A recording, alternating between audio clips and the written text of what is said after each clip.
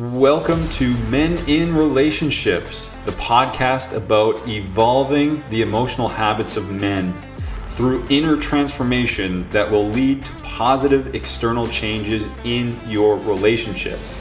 I believe there's a huge lack in support and vulnerability and discussion around these topics about men in relationships, and that's why I'm here talking to you today. So sit back, relax, and let's grow.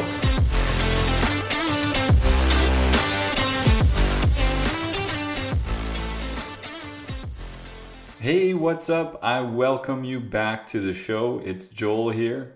I appreciate you for taking the time out of your day to listen to this.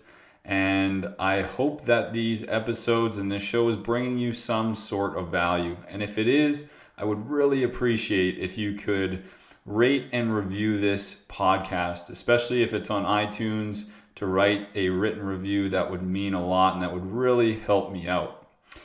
So jumping into, actually a little bit about my life. It's the start of May here and I'm really pumped. I'm really excited. The sun is beaming. I got home from work and I'm excited because summer is just a really exciting time. It's a fun time. We're exiting the doom and gloom of winter. It always brings new life, new energy. And I'm especially excited because on the weekend, I went to the hangar where my father-in-law has his plane and we cleaned it all up and started it for the first time of the year, which is super exciting because that means we are going to the cabin soon, the flying cabin. So I'm really looking forward to that.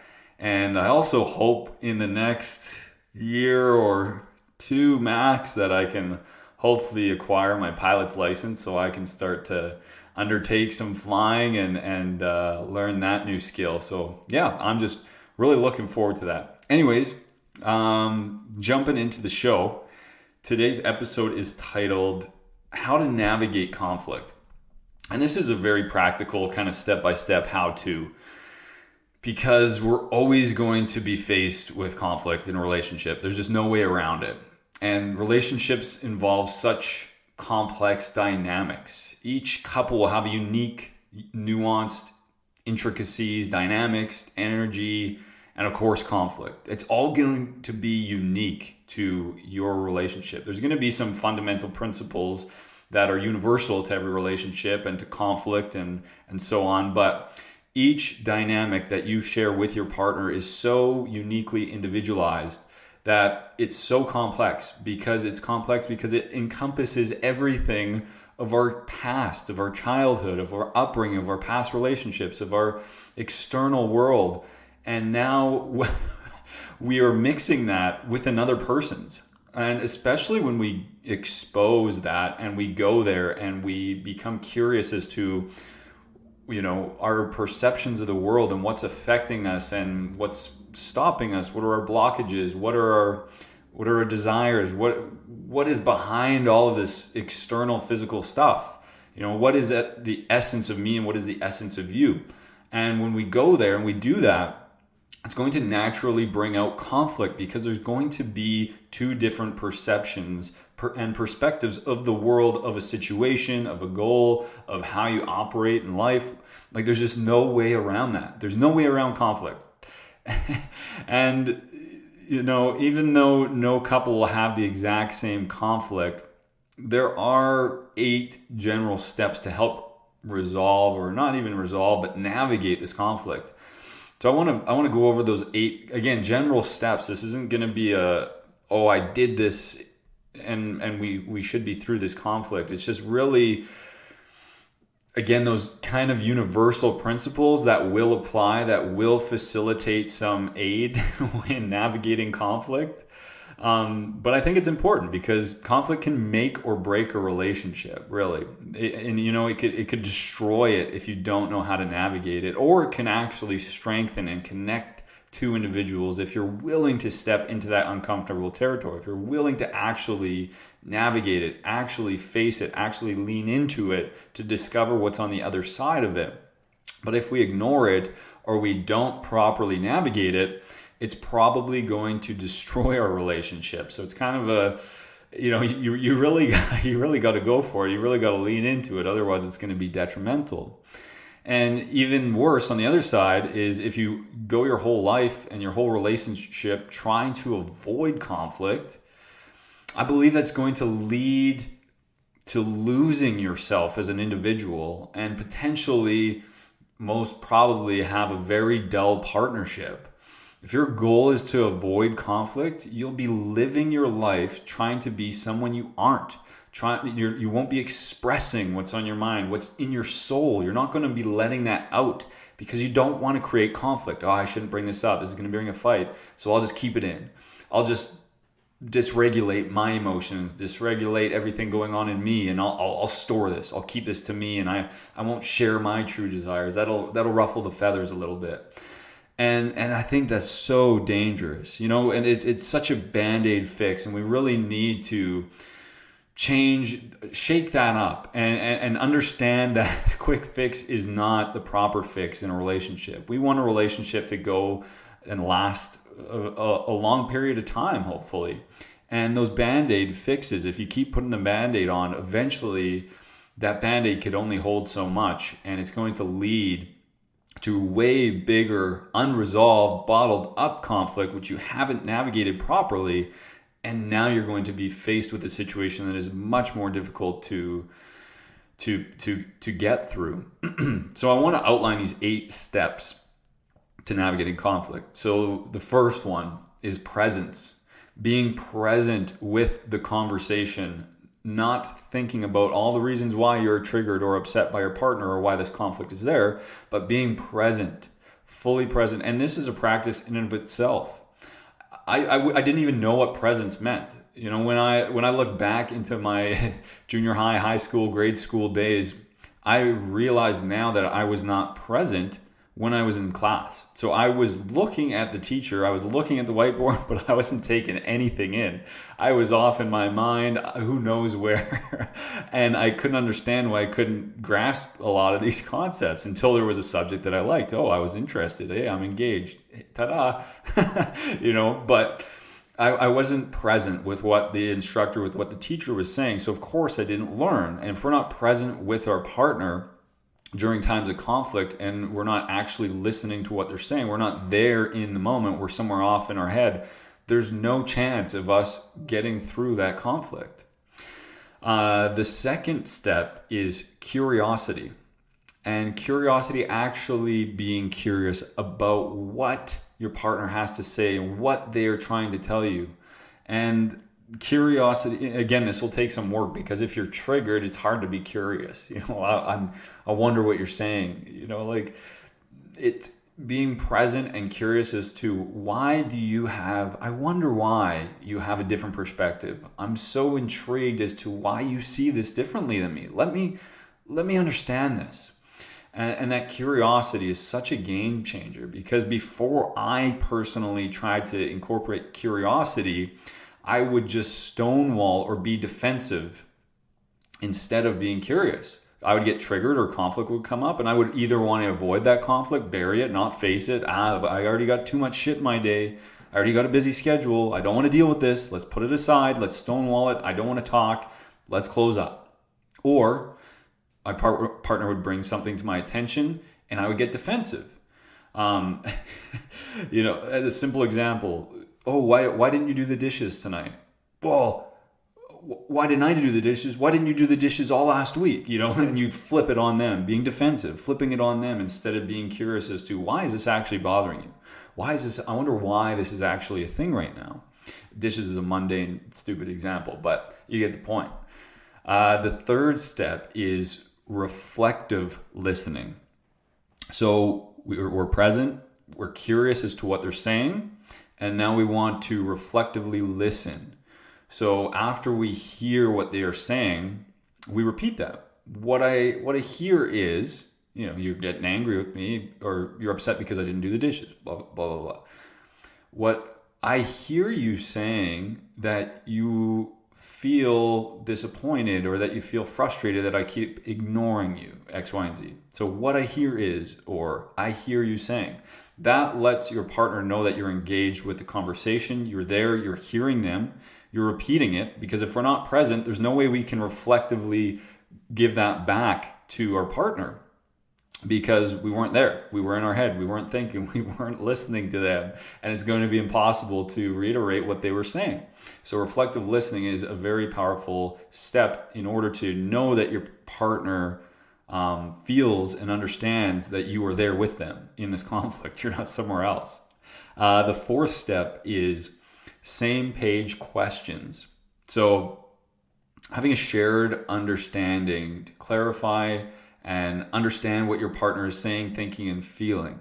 We want to have that shared understanding. So repeat what you are understanding from your partner and then ask, is that right? So, what I'm hearing is you're getting mad at me or you're upset that I'm not doing the dishes, blah, blah, blah. Is that right? Am I hearing you correctly? And this again can come with some charges. Is that right? Am I hearing you right? But we really want to actually just, again, it kind of ties to that curiosity point of, I'm hearing you say that you are upset or that you're feeling neglected or whatever it may be. Is that right? Is that right? Am I hearing you right?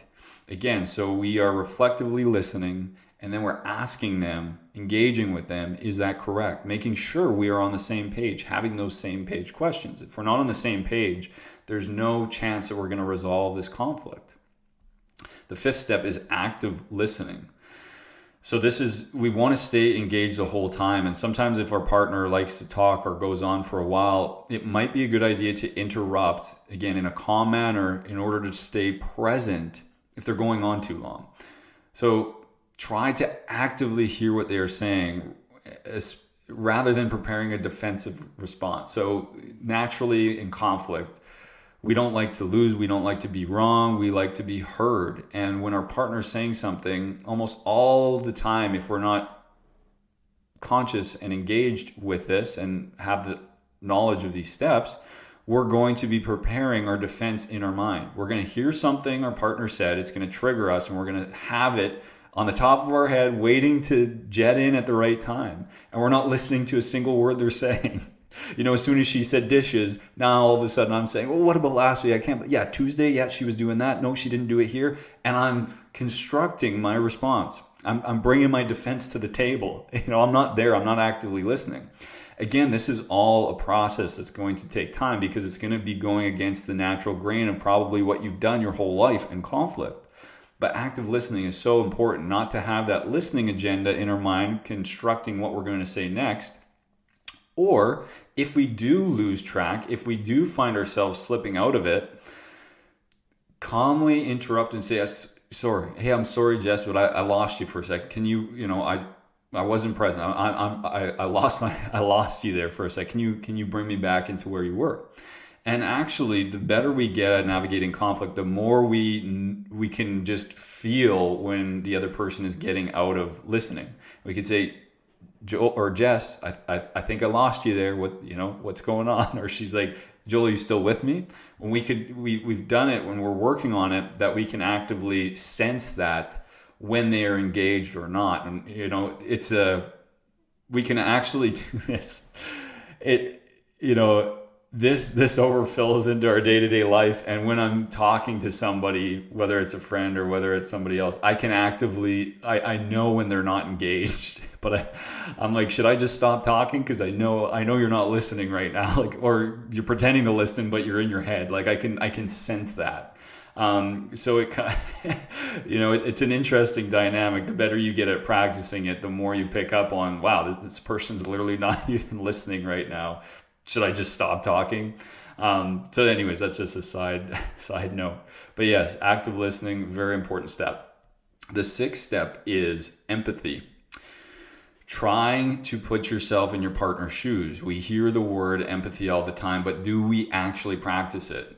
Let's make it more than a word and more than an understanding, but let's make it a practice to genuinely try to imagine what your partner is going through instead of reacting to a trigger. Again, we're going to naturally want to react. When we hear something, that our partner probably is going to bring up and say, hey, I think you might be able to improve here. Or we hear some feedback that isn't, oh, you're the best, yeah, acknowledging feedback, but we hear feedback that might be a little bit triggering.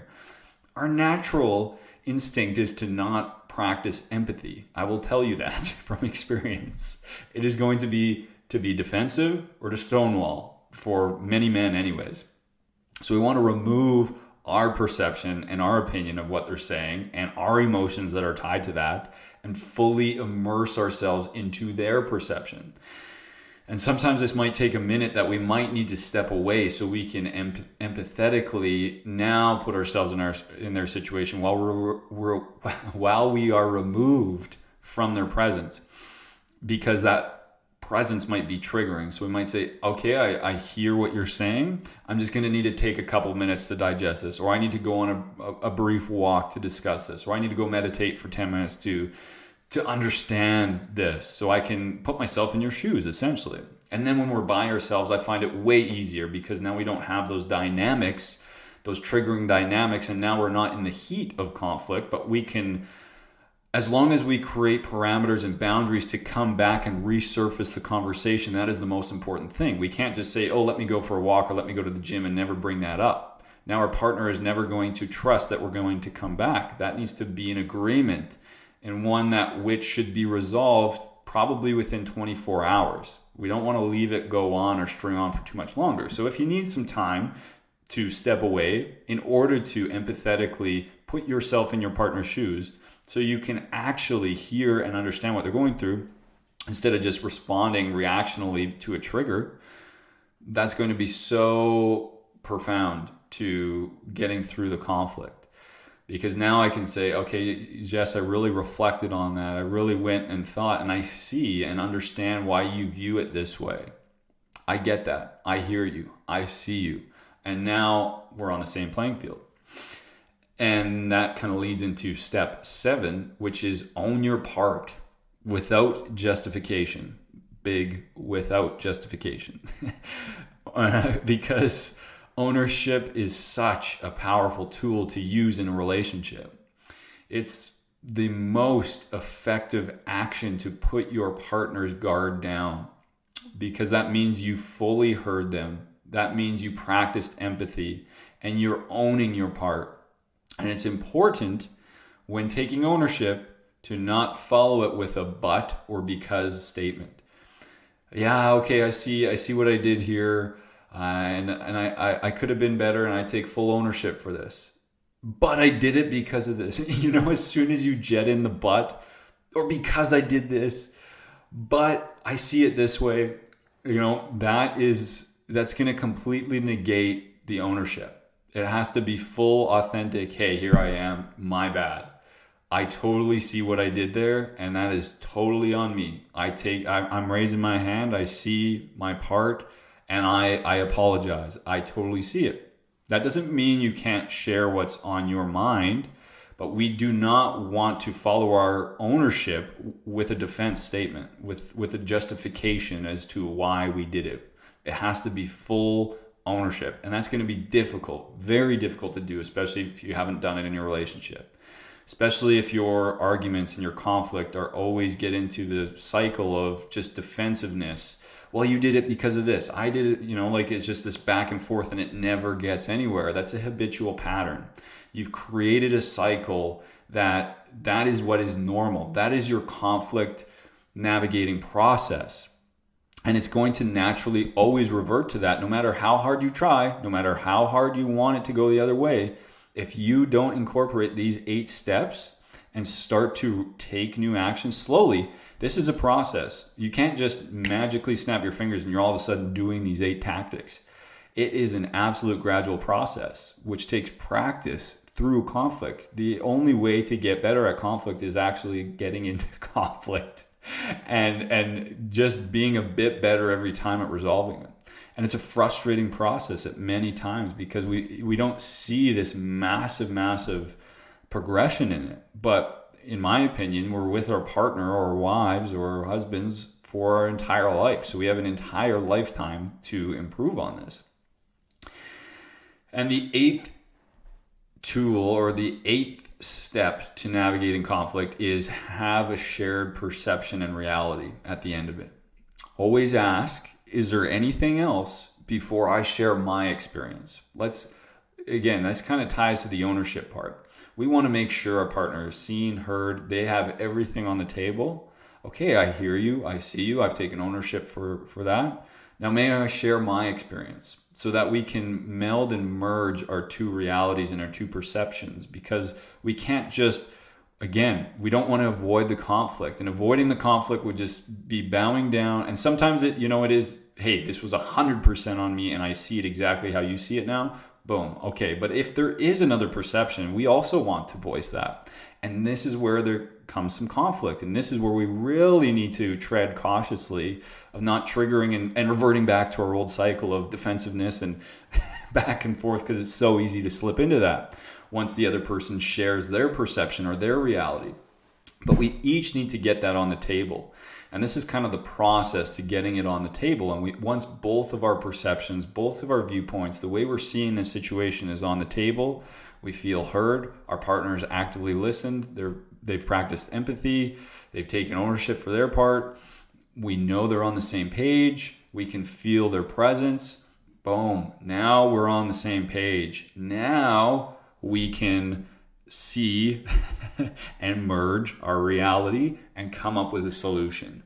And that is the process to navigating conflict. A lot easier said than done, for sure. And again, a huge note is when practicing these 8 steps, it is essential to match your energy with your tone and have the proper tonality of genuine, not just pretending to be curious, but genuinely being curious, actually being present, actually reflectively listening to understand them, not to actively listen and reflectively listen, to ask questions just to do it, just to follow these steps. But actually matching is softer. We want to work on that softer tone, that softer energy of, okay, my guard is down here, I'm here to listen. Instead of, okay, yeah, lay it on me. Okay, yeah, come on, I got 10 minutes. We got to go to the gym. Let's resolve this shit. That was me for many years, still is sometimes, but I'm really, really working on that tone, that presence, matching my energy to it. And the body language and tone and pitch of voice will have more power than the words that are spoken. So again, this is a continual practice and it can be improved on, but we can't just go through these steps and have awful tonality and have this energy, this dark, fierce, closed off, grumpy, angry energy. It's not going to work. We need to do whatever we need to do to come to the conversation, come to the conflict with a lighter, open energy and tonality and body language of, hey, I'm here to surrender. I'm here to engage and listen. I'm not here to win. I'm not here to destroy you. I'm not here to make you come over to my side. And it needs to be a reciprocal conversation where they're on the same page as well.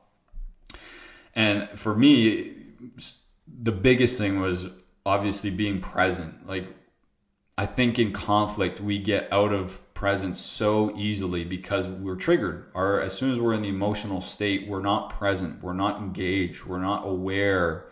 We are in fight or flight. Our brain is just going. We're thinking of every reason why we need to be defensive, why we need to win, why we need to, whatever it may be. So that's like the pivotal one. That was a huge one for me and still is. And this is just me sharing because I was absolutely awful at navigating conflict, and for that, being a good partner for that matter. And I've devoted the last 5 years of my life to improving myself as an individual to live a better life and operate successfully in my relationship. That has been a massive, massive part of my life and what I've been working on. And it's truly been life-changing. And really, that's why I've been inspired to do the work that I do. And it all starts by working on ourselves. And that's why I want to facilitate that self-work with other men. And there is a process to improve all this and to improve your relationship and to improve your internal being. It's an inside-out job. And really, that's why I've created a program, the Emotional Evolution Process. That's where I work one-on-one with men, resolving whatever internal issues they may have, because it is so hard to go at those by yourself. It's so easy to get distracted by the external world, the next goal, the busy schedule, the kids, the whatever is going on. There's just so much going on. It's hard to focus and keep our relationship and our personal work at the forefront.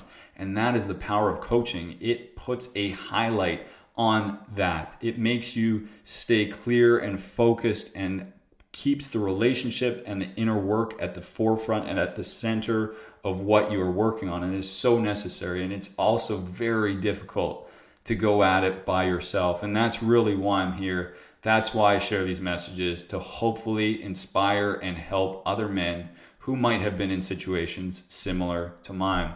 So I truly hope this helps. I hope it brings some sort of value, and I really, really hope that it enables you to become a better conflict navigator. So I hope you have a great day, and I'll see you on the next one. Take care. Before I let you go, I just want to let you know what I've been up to behind the scenes. I've been busy building a program called the Emotional Evolution Process. And this program was built through inspiration and really just a passion for something that I believe in so strongly, and where there's just really a lack in the market for, and that is men in relationships and to help men evolve their emotional habits. This is something that we need to work on, especially if we want a fulfilling, successful relationship, or if we need to repair one that might be in jeopardy right now. So, like I said, check me out on socials, send me a message on socials to connect, and if this sounds like a fit for you, I would love to hear from you. Other than that, have a great day.